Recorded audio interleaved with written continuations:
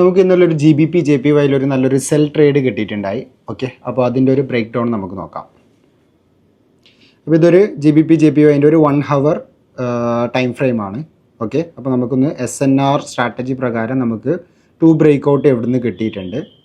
ഇപ്പോൾ first break out, അതേപോലെ തന്നെ സെക്കൻഡ് ബ്രേക്ക് ഔട്ട്.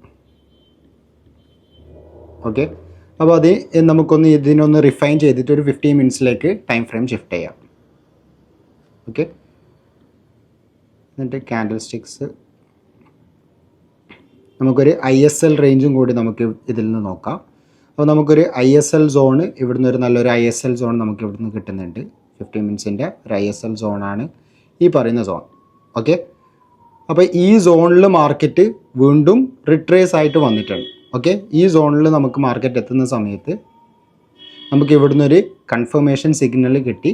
അപ്പോൾ ആ ഒരു കൺഫർമേഷൻ സിഗ്നലിൽ നമ്മളൊരു എൻട്രി എടുത്തു. ഓക്കെ, നമ്മൾ ഇതുണ്ടായെന്ന് വെച്ച് കഴിഞ്ഞാൽ ഇതിനേക്കാളും കുറച്ച് ഹൈയിലാണ് നമ്മൾ വെച്ചിട്ടുണ്ടായ, പ്രീവിയസ് ഹൈനേക്കാളും കുറച്ച് മുകളിലാണ് വെച്ചിട്ടുണ്ടായ സ്റ്റോപ്പ് ലോസ്. അതേപോലെ TP നമ്മളൊരു 1:2 ക്യാപ്ചർ ചെയ്തിട്ടുണ്ട്.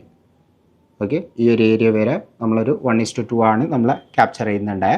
സോ ഈ സിഗ്നൽ ഞാൻ എൻ്റെ വാട്സപ്പ് ഗ്രൂപ്പിൽ കൊടുത്തിട്ടുണ്ട്, നമ്മൾ കമ്മ്യൂണിറ്റീൻ്റെ വാട്സപ്പ് ഗ്രൂപ്പിൽ കൊടുത്തിട്ടുണ്ടായി. So after that TP hit.